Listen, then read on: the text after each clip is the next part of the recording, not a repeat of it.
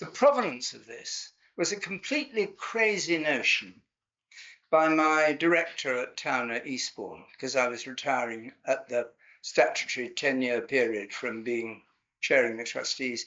And he'd somehow picked up that during COVID, we either did or pretended to exchange drawings on the internet every day. I think there was a bit more pretense than reality in it, in truth, but he seized on this idea and he said, well, why don't you do the two of you in a joint exhibition? And so, well, we accepted the idea and we thought, I mean, Towner has a huge top 3 galleries, and then it's got 2 smaller galleries down below and another one below, and 3. I don't know how many of you have been to Towner. I mean, it's a great building. We had the Turner Prize there last year, and we were Museum of the Year. I have to say these things because we have to boast about Towner, and I want you all to go down there and see this exhibition. But anyway, so I thought we'd just have a little room, and we'd take some drawings out of the Towner collection, and maybe add a few of our own. And that was how it began. And we, in an amazingly brief period, 6 months only, and mainly driven by the dynamo sitting on my right, we accessed actually not 200, but nearly 300 drawings, and did all the work of finding the artists, finding the galleries to lend, the museums to lend, doing all that stuff. And the theme, my original idea for the theme, because I love drawing, and she's a great drawer, and I love drawing, and my original idea was that we call the thing, why paint if you can draw?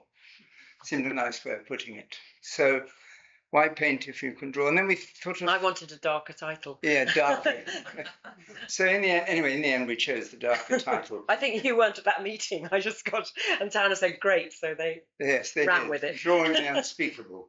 So we set off, and the part I played, because I just want to explain why I'm here even, is that all the way through with Liza, we went to artist studios. Liza got rows and rows of online pictures of drawings that were available. And all the time we were honing these themes.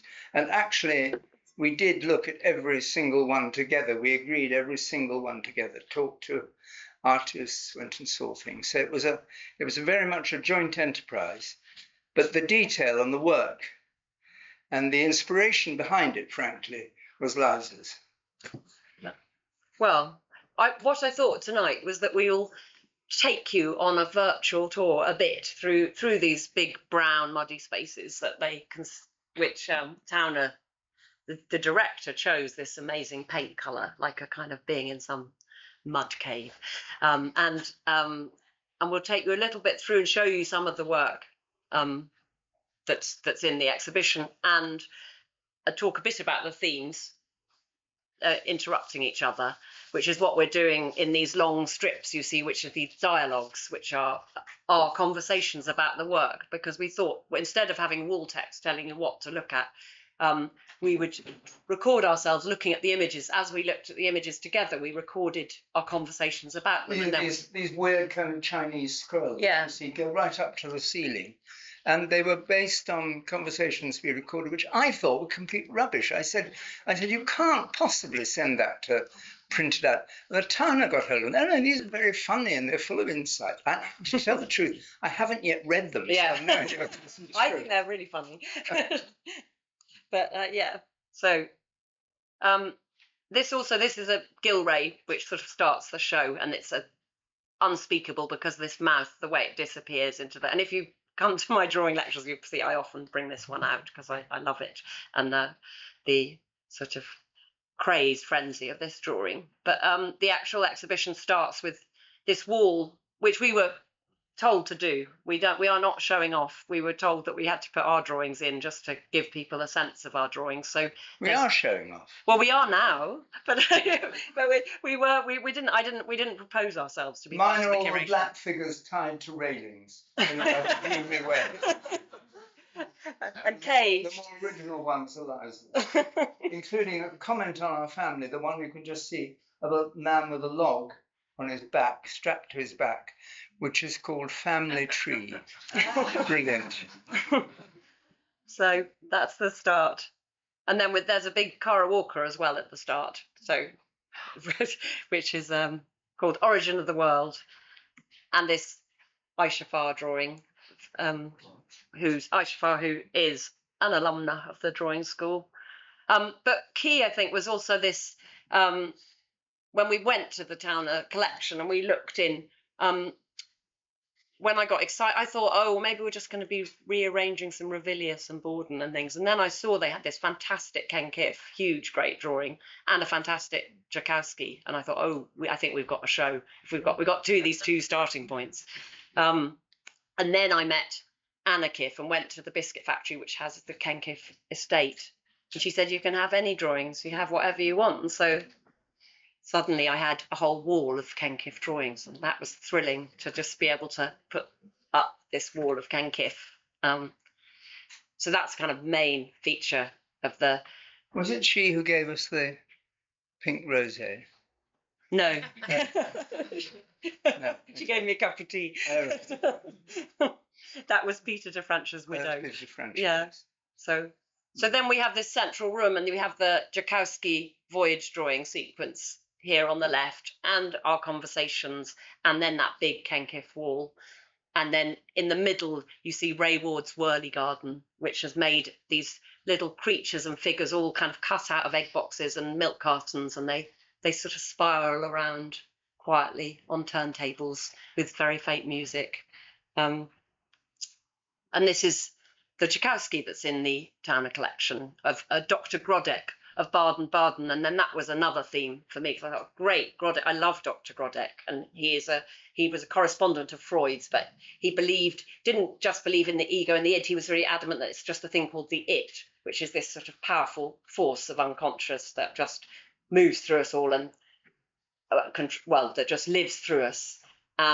He also massaged his patients, which was a bit controversial now, but he believed very much in the body. He wrote a very interesting book called The Meaning of Illness, and Andrei Joukowsky was very interested in this book called The Meaning of Illness, and made drawings. And his sequence of voyage drawings, he taught when Dad and I went to see him. I mean, I'd introduced Dad to him before, many years before, but he was explaining how it was a transitional time in his life, and so he just tried to make a drawing a week, and he would wait for suggestions from his dreams, from the unconscious, and make one drawing a week over a period of 60 weeks. And we have 6 of these drawings on show, and it's sort of telling a story. So they're a kind of condensed storytelling of his full series. And these are shown on the muddy walls. He's really pleased about the brown backgrounds of the muddy walls. And then completing our central room, which is the big sequence of these kind of narrative sequential drawings. We have there on the left Ansel Krupt, Unspeakable drawings, and we went to choose them. Dad and I went to his Dalston studio and looked through lots and lots of drawings.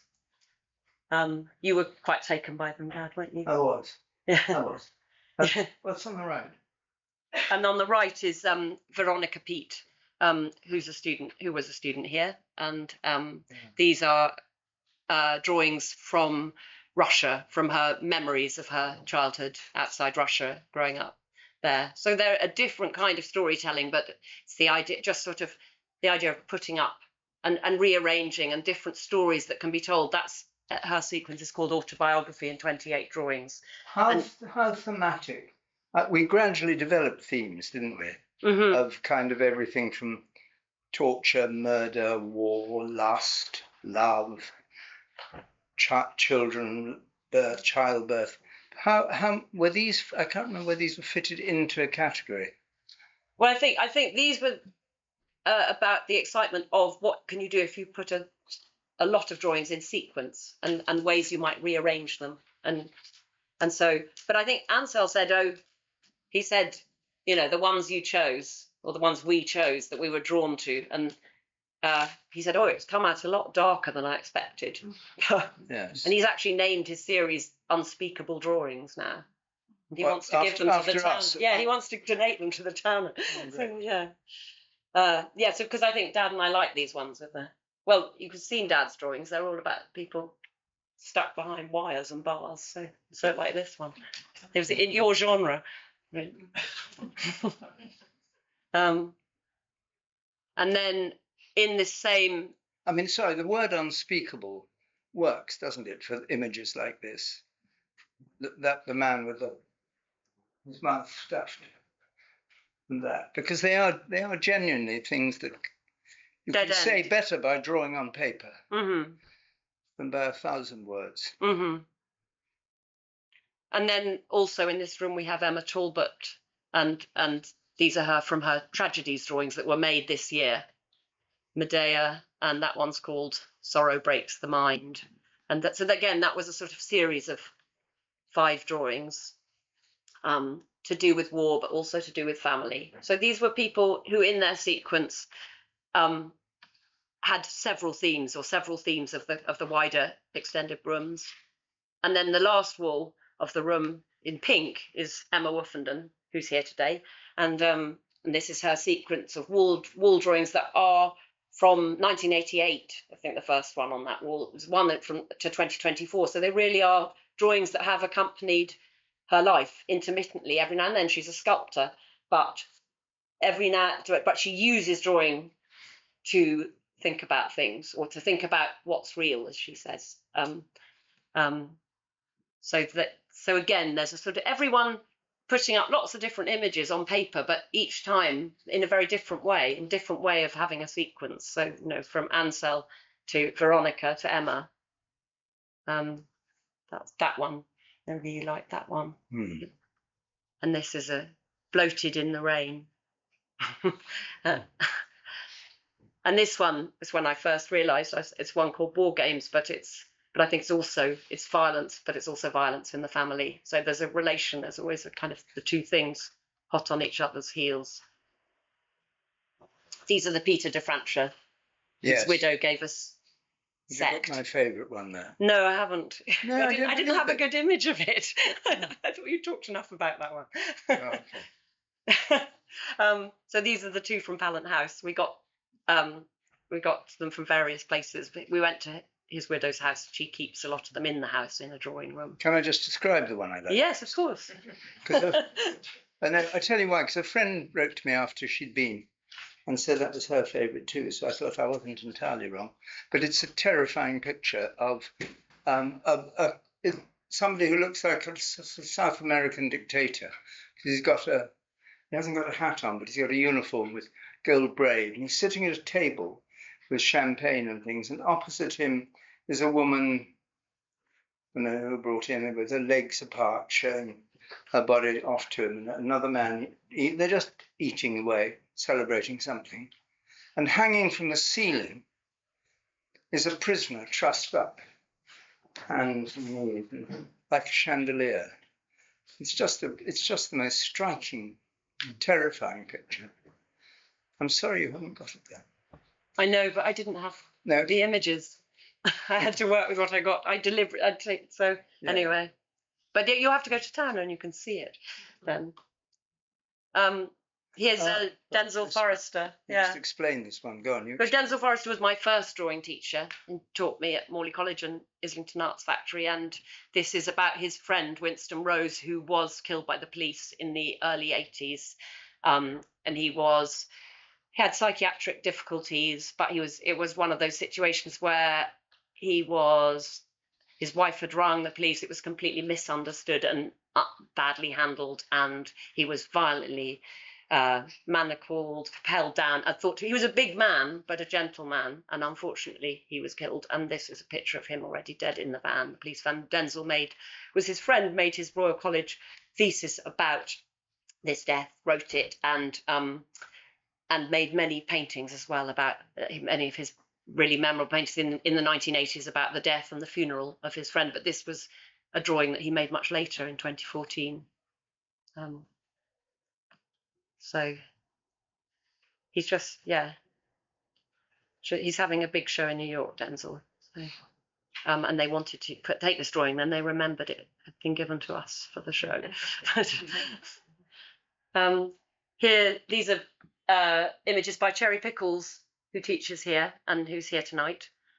And they're made from current war and from using media images of torture and of media recording of atrocities. So she's made a whole series, and she said she got very absorbed and just she got completely into it once she started this series. And I'd said I'd like to put some in the show. So we have 4 on show in the and there's also this sort of image of this is called Well-Deserved Cigarette, and it's hanging next to a George Gross scene of torture. And actually, I didn't, even though I'd been going through with the images for so many months, I saw that the torture in the George Gross as well is smoking a cigarette. So that was a chance vision. This is a Carol Gibbons, also about war. That was an early Carol Gibbons image with these sort of phallic tanks, and the John Minton kite that we looked at and we just thought could be now in a way. And then we have these refugee book drawings. A friend of mine works with refugees in Paris, and I was with her at a drawing session, and people were just drawing different things and making books, and they were drawing boats, they were drawing their own journeys, and it was incredibly powerful to see. And they're also drawing the home, so they were drawing where they'd come from, and they had their own houses, and flower or fellow written there. Flower is good for the eyes there. And when we were putting them in and installing the show, I had another one, and I suddenly noticed how like they were as well to this Louise Bourgeois called The Division of Territory, with these kind of stripes and even the way that the paper's really roughly cut at the side. So again, it's about territory, it's about division of spoils. And I haven't included all because there's too many, but there's a big section on sort of deluge and conflict and war, and this big book of these big case of the refugee drawings that I really hope people will go and see, because definitely the people, the artists, technicians who were installing were most gripped by looking at those. There's one from a refugee from Chad who has a drawing, we don't have it there I think, but has a drawing of a camel, and it just says, "Me and my camel." He's walking along in the desert. And then it has a picture of one of those huge rubber dinghies setting off, actually, in this case, to cross from North Africa to Italy. And there's a picture everybody's sitting in, and he's just written across the top, "I don't know swimming." Yeah. I don't know swimming. It was yes, and it starts when I want to go to Europe, I'm scared. I don't know swimming. And he's got a little sign saying "C'est moi." It's me, and one arrow to Libya, one to Italy, and it's. And it matches the title of the show perfectly. This. Yeah. It's just a drawing. That was that stuck in my mind when I was thinking, and then I said, "Oh, we've got to put those," because it had been so amazing to actually see someone drawing this felt tip sea, but actually know that they were in there on those boats. Did you say how it got here? Oh yeah, it was So we had to get most of the work had to come from the UK, because we had a short curation time and all the problems of trying to get things in and customs, and then, So my friend, they're cardboard books, so she packed them in her daughter's suitcase, who was going to Brighton, and her daughter sneaked these artworks through these loans and handed them over on the streets of Brighton to the researcher who'd just been hired. So, but what was the point of that? You couldn't take things across the EU. Well, you'd have, if you actually officially said these are artworks for loan for the Towner exhibition, you'd end up having to pay a lot of import duty. All right. Yeah. So there was a bit of it was satisfying. And here's John Davies' burnt out houses, some burnt out houses. And John Davies' flood drawings. We have some flood drawings, and we have various floods, and we've got an enormous drawing, which I haven't put in because it looks better. You have to go, again, you need to go and see it, of the kind of over deluge engulfing Cardiff, by Geraint Ross Evans, who's teaches here. And these are Andrea MacLean's Making a Shield and Starlit Harbour, that attempts at hope and protection. They're at the end of the deluge section. And then we go back to emotional deluge. Yeah. And this was an artist that Joe Hill, our director at Towner, actually discovered, isn't it? At Southend, when he was in Southend. He was the director of a gallery in Southend. I don't know how he came across the artist who is there sitting on the side of the bed.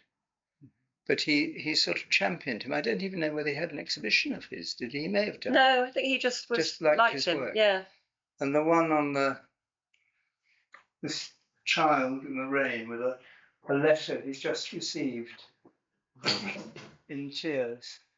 And the letter, apparently, I heard. Do you know what the letter said? No. Right. No. Well, the letter apparently was from his father saying he's never going to see him again. That's what. Can I put this back? Can I put this back on? It just fell off. Yeah. So the letter was this terrible news. And I think it is the same person as the man. And then he ends up in this bedroom. He ended up a recluse. Yeah. Didn't he? And he just drew. He never exhibited in his lifetime. And he only, just drew and only drew. drew. And just drew, yeah. Yes. So there's always these sort of lonely figures and a lonely bedsit. Yeah. Was that from his own childhood? Yeah, I think it's a bit autobiographical. Yeah. So it's sort of that's cause and consequence in a way. I think that's me. Yeah. It's called. It's not me, but I think it looks like me sitting under the table, saying, "I can't do this any longer." So, Man Hiding Under the Table from Absolutely Everything by Liam Walker. And there's a Revilius curtain that we liked. Well, I thought I was going to have to curate all this Revilius sort of Sussex Downs pictures, but then I saw this in the Towner archive and I thought, oh, that's a really good curtain. Let's put the curtain drawing in. We've managed to make everyone interested in the curtain, so that's exciting. You mustn't talk down Revilius. I'm not talking him down. I like his curtain. That's a borough that we got. That's in the grotesque section, with some Michael Johnsons and Keith. Where did we find that from? I can't remember. I think it's Jerwood, possibly. Yeah. Collection. Yeah, small. And a Keith Vaughan from where? A Keith Vaughan, maybe Jerwood as well, I think. This also is Jerwood. This is Barbara Hepworth. Yeah.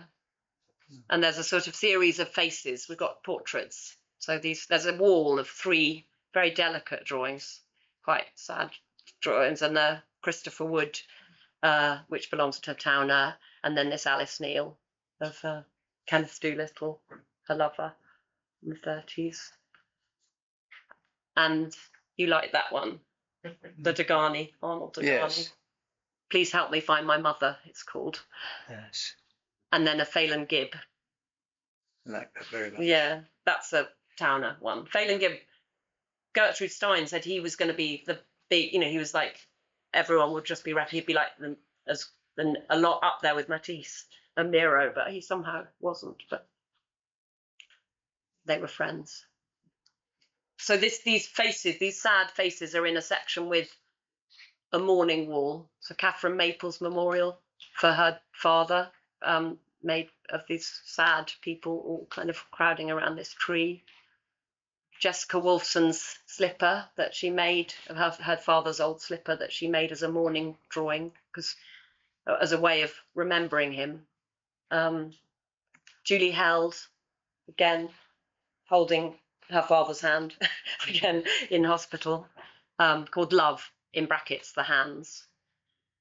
And then we have Illness, Laura Foot's drawing here of the experience of feeling ill, like a kind of fortress, the body like this kind of overwhelmed fortress. And Nikki Gardam's drawing of her partner during chemotherapy, and she drew him and kind of talked about the colour as a way of kind of protecting him and trying to encase him in colour. And then there are these John Davies Be a Phoenix, where the woman is sort of rising again. They're on our healing wall. We have a mourning wall, and the other side of the wall is a healing wall.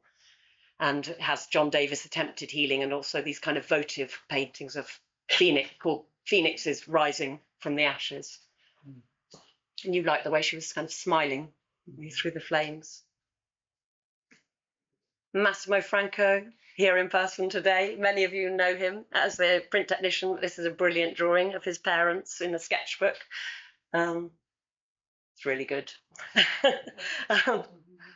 And next to Leon Kossoff, a picture of his wife and son, and also one of his parents. A nice Alice Neal, 2 children, and a Frances Hodgkins, again from the Towner, Strange Children.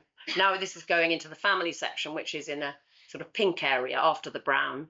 But it's not too sweet because it's all quite strange families, and strangeness and darkness is maybe, I think probably Leon Kossoff is the sweetest, but we've got the Frances Hodgkin, we've got Strange Children, Anne Dowker's playground drawings, where she was talking about the stilts, people on stilts, sort of reminding her of Goya, and a kind of dark energy she drew every day, looking into this playground from her window and just saying she noticed this kind of malevolent, these forces, children, some being left out, the ones who are in charge, the kind of violence in at play, and so just watching the playground and watching these kind of powers. And then we have Una Grimes also here in the room today, and these are the Big Pokey Pokey Stick series of etchings about, again, that are sort of nursery rhymes go wrong, things that go bump in the night, as Una describes it, about the kind of violence in childhood, disturbance, but yet using these bright colours and using a language of the nursery as well. And Una was admired, by Paula Rego. When she was a student, Paula Rego came and tried to buy a print, I think, and so we also have Paula Rego here in her, as she was for the first time maybe addressing her own autobiographical issues and the family, and putting real figures, moving from just doing it through the language of animals to actual figures and things going on behind doors and half seen through doorways. They're very puzzling, aren't they? And that child with his hand, you don't quite know what he's doing with his hand. I mean, that hand is so strange, and it looks like a great cavern, the black, the dark in the coat. And leaving behind, we don't know what, father and what's going on in the room. And that's through the series that we have 5 of the Paula Rego drawings there, and there's always something odd going on in the next room. Yes. That people are left out from, and there's always someone having their coat put on them, or having some kind of cover raised up against them. And next to, on one, we have a wall, so we have the Regos on one corner, and then we have these Lowry doll drawings on the other corner. We have 6 of those from the Lowry. It's worth talking about these a bit, because when I saw them, I was completely amazed by them, because they're sort of bondage pictures, really. And when you mentioned I made a film about English painting, and Lowry was one of the people that we went to see. We went to a pub or a house where he lived, I think, where he painted upstairs, where his mother was. And I'd always sort of thought of Lowry, actually tell a terrible truth, until I saw his sea paintings. When I saw those factory paintings, I was always rather bored by the little stick men, going along with the factories behind. But then I saw his sea painting, and I loved that. And when I saw these, I was completely gobsmacked. And there was some funny reluctance, wasn't there, originally, about the Lowry. I think show them. I mean, there's a sort of reticence. I don't think they gave us everything. We said, can we have as many as you've got? No, but do you remember at the beginning we thought there'd be? I think it was more anticipated by Towner. People were worried.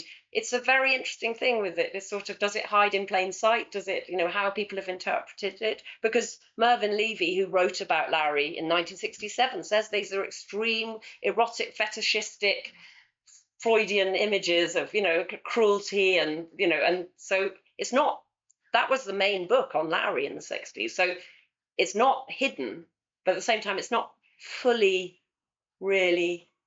And he exhibited all these pictures on during his lifetime, and it's known he had these long relationship with the girl called Anne Lowry, who was a younger girl, and did portraits of her, but it's also not completely disclosed. There's probably more to know.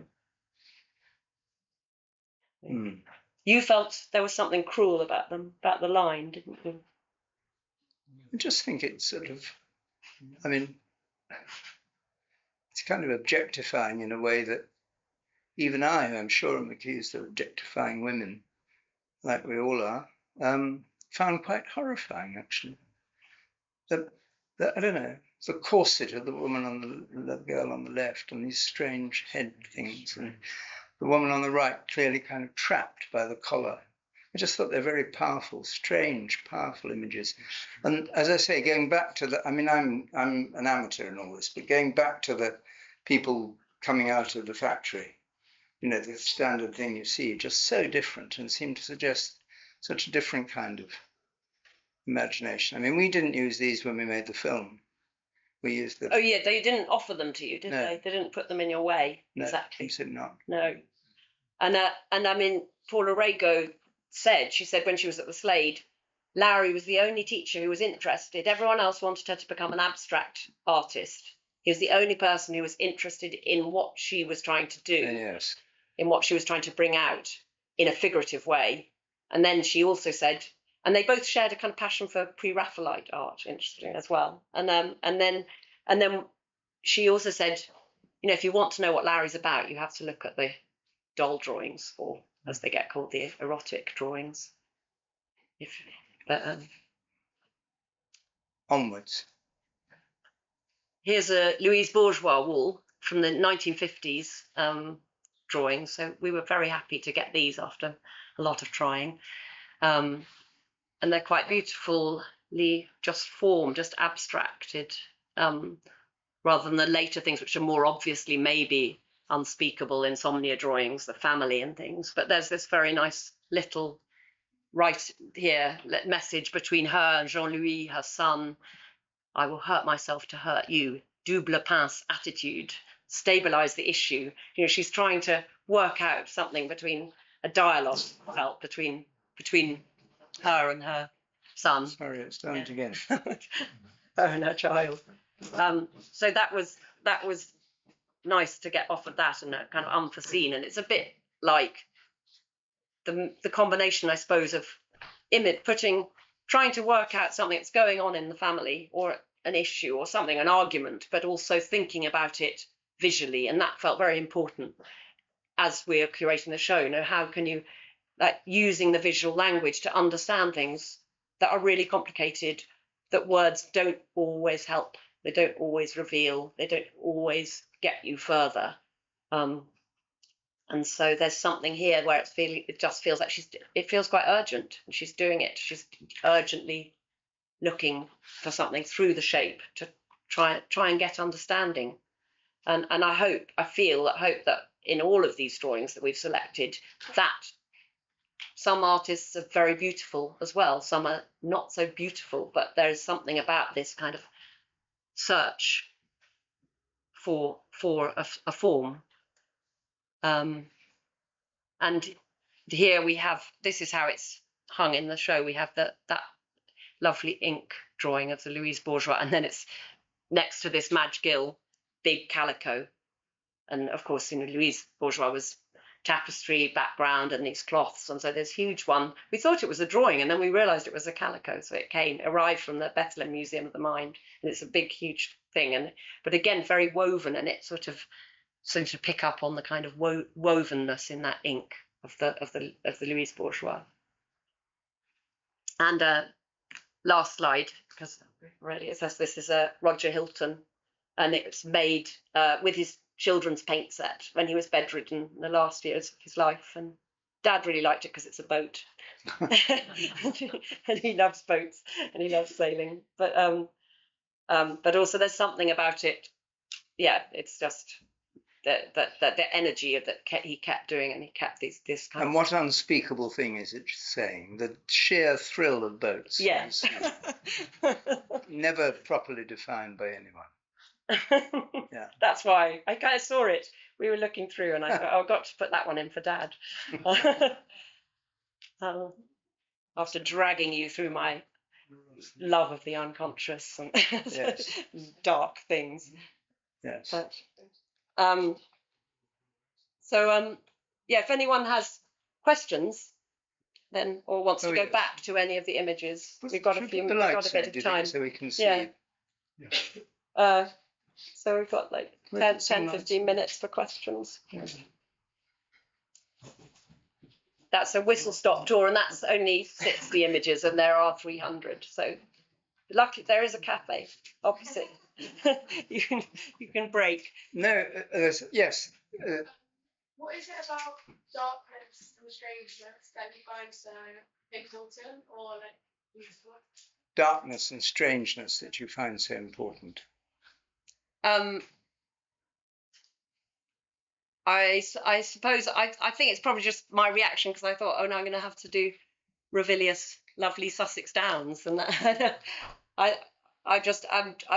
I think that's where interesting things happen in the dark, and I think drawing happens in the dark, and you have to go into something a bit dark and strange to come out with something new. You don't seek the dark, but you have to rummage about in the dark sometimes. Yeah. So I'm curious what happens when you draw the unspeakable. Then is it exorcised or is it embodied? Does it transfer itself to the viewer? And were there any works that you found scary? You found actually kind of frightening? Yeah. Lots scary.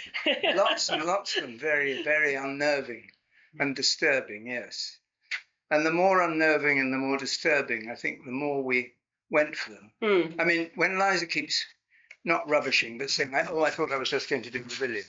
I mean, Towner, of course, has the big Ravilious collection, because Ravilious was learned his art in Eastbourne at the art gallery, at the art school in Eastbourne, and painted a lot about the Downs and everything. And I think what happened was, when we began, there was we didn't actually have any instructions of what to do. Just you two go away because you like drawing. She does. Yeah, we had complete freedom. It was quite scary.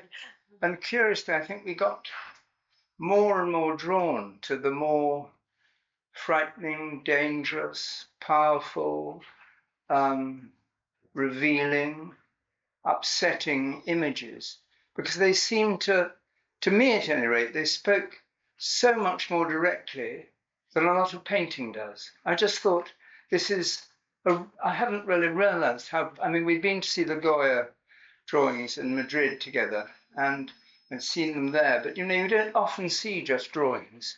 And if you do see drawings in galleries and things, they tend to be fairly, they're part of drawing heads or something, they're anodyne. But all the ones we saw, the further we went, and I'm sure we could have actually filled another gallery with another 300, were just so gripping on one's imagination, so frightening, so dark, as you said. Yeah, you should go and see, maybe you'll find it that way. And yet, I think we were talking with the learning team, and they were talking about, well, what are we going to do? And we've got school children, and maybe these are too scary, or maybe these are too challenging and things.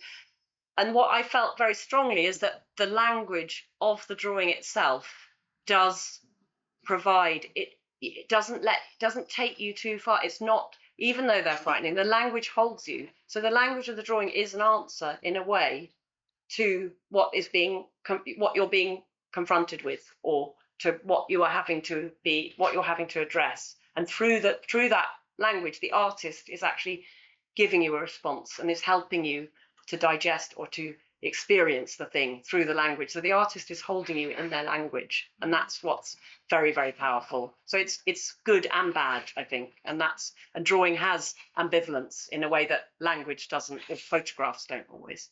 And the gallery was great in supporting all this. They never quibbled. There was a moment's what would you call it, hesitation over a wall which centred on a trace CM and we called rather, was known as the vagina wall. And it's a wall, well, it is a wall of vaginas, actually.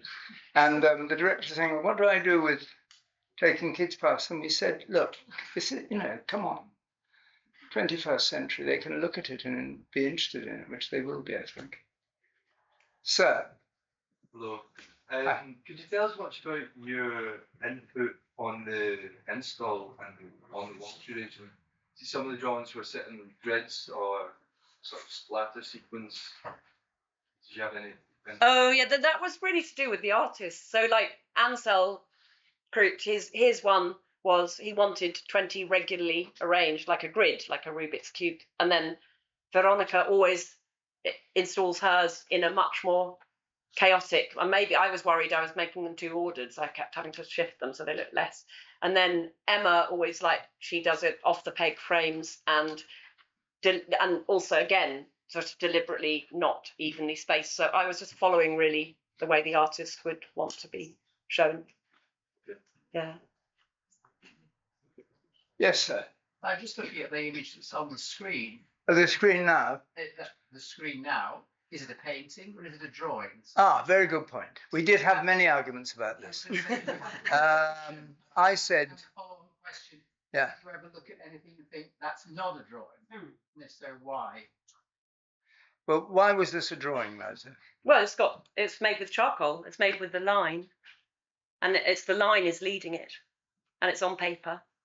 It's not a depth. Painting is doing something else where you're really going into a kind of a depth made out of paint, whereas this is driven by the line. That was my argument. She won.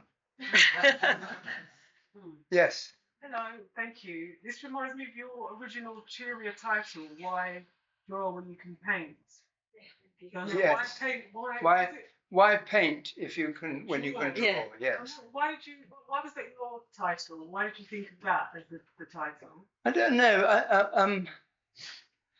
I was just trying to give. I tell you why, because I wanted to find a catchy way of saying how important drawing was, and how different drawing was as a skill, and how easy it was to draw compared with painting. I mean, you just need a charcoal or pencil and a bit of paper. Everybody can draw, and why paint if you can draw? Because in my mind was the idea you can. It goes back to what we did during COVID and the various drawings we've sent each other. That you can do something so quickly and get such a powerful message across, whereas painting seems to be a much more considered and difficult and different kind of form. So that's why I thought I just liked the idea of focusing on drawing. I mean, we were asked to focus on drawing, but once we got into it, it seemed it was almost a neglected area, really. I'd say not in this building, God preserve, but in outside in the gallery world, you don't often see exhibitions of drawing. In fact, I think this is probably one of the biggest exhibitions of drawings there's been for a long time in Britain, because it's a sort of neglect. I don't know why it's neglected. I mean, it's taught here, and then I don't know, Liza would know better than me, but often people use it as the basis of their painting or sculpture or whatever it is. So the idea of just focusing on the drawing seemed to me to give a coherence to what we were trying to do. I think that's the answer. Tom? I think it's worth talking about the teacher who came in and said how useful this would be for her primary school students. Oh yeah, well, that's true. On the Saturday morning, I bumped in because Joe Hill, the director, kept getting worried about the Catholic primary school, especially. And I bumped into a teacher on Saturday, and she was so excited. She said, "I can't wait to bring my primary children round." So that was a good relief. And I think particularly she said, "Oh no, they get inhibited around. They start to think I can't draw." But looking at these drawings, there's such a. There are very what you might call proficient drawings, But there's all sorts of drawings, and so I think there's so many different ways showing that ways that you can pick up a pencil and draw from the refugees who might not have ever even tried, and make something strong and communicate to people with it. So. And also get over the thing, which we have a lot of, at Towner, we have a lot of schools come in. We have like a lot of galleries. We have a project to bring schools in all around. And to get away from the idea, which certainly when I was at school, which was many, many years ago, that there was a way to draw, where you would start drawing something and then your teacher would say, no, you've got to shade in this bit and do that bit and do this bit. And this exhibition, would any child going will say, well, will say, to hell with my teacher, I could do this, I can do this, I can do it that way and that way and that way and that way. So there's a kind of exuberance and excitement about it. So I'm very much looking forward to seeing how all our work with the schools goes with it. And we have various we go out into different parts of Eastbourne and around and bring people in and let them draw there. So I think it'll be very powerful like that. And there are chalkboards outside as well. So anyone, not just for children, there's some blackboards and chalk and white conte. Yes. People to... I just say it's an hour and a half by train to this wonderful seaside resort. In the Towner Gallery, you will see that this splendid exhibition. There are two other exhibitions on at the same time. There's also a very, very good restaurant, which we've now, many people go to, I fear sometimes at the expense of the gallery. But anyway, it's very difficult to eat in Eastbourne. So in the gallery itself, there's the most delicious, if you like, vegan food and little bits of funny beetroot rolled into jellies and stuff. It's all very good like that. But so do go. And you know that we're in the summer, I hope in the summer, we're going to have a kind of bus service that goes between the Jerwood Gallery in Jerwood Contemporary in Hastings, Hastings Delaware. Contemporary. What? No. Hastings Contemporary. The Delaware Gallery, ourselves, Charleston, and Charleston in Lewis. So really overdosed. There's a string of galleries. But at the moment, I have to say, this exhibition is far and away the most stunning. And it's not me speaking, but everybody who saw it when we opened on Friday said it was pretty stunning. I was rather nervous about what people would say, and they think it was self-indulgence. But they seem to love it, which is great. And as I say, it's entirely doing. Yes? I was just wondering if you had any, did you choose, did you want to put certain artists together beforehand, or were you surprised by the links that you saw between them, or did you like? Well, both. I had hunches, and then I was surprised, and then I kept being surprised, and that was what was so thrilling about the install, because you keep seeing little things, and even then, and then across the room or round the corner, and so that was interesting, and also I think again because of drawing, there's a way that you can keep all these voices in the room. And it's not a terrible mess. And I think if it was painting, it would be too much and it wouldn't work. But we've got 93 artists, or 94, I think, and somehow the voices all work, and it's a real communal experience. And you couldn't have that with writers. You couldn't have 94 novelists all in a room, or or books, or and yet so you're part of this common voice and this sort of shared voicing, and it's sort of everyone's singing, and they might be singing all different notes, and and sometimes it's a bit of a cacophony, but there is this sense of where everyone's in there with their tune, and that's really moving to be part Can you move back from that one, because you'll be upsetting the man who thought it was a painting. Do something else. That's a good one. That's wonderful. That's absolutely wonderful. That was amazing, that moment when we got offered that. Where did it come from? It was a private collection, and we got offered it, and that was a sort of whole second role. It was just as I was thinking, oh, have we got enough? And then suddenly, end of June, we suddenly just got a whole nother. So it was very much like doing a drawing you never quite knew, and then it was like working in the dark, and then suddenly things just started coming in, and it was very exciting. The thing, actually, I chaired this gallery trustees for 10 years, and I had never realized before and this may be obvious to all of you, how much actual work goes in to the hang, because every single picture has to be, you have to have a legal agreement with the lender that they'll lend it for the full period. It has to be insured under a government insurance scheme. It has to be measured by us so that we, it doesn't, I don't know what it's meant to do, change shape. It has to be identified so that any damp marks or spots are identified before the hang, so that 6 months later, the gallery or the owner or whatever it is can't say, it didn't have that blotch there, it's for you to clean.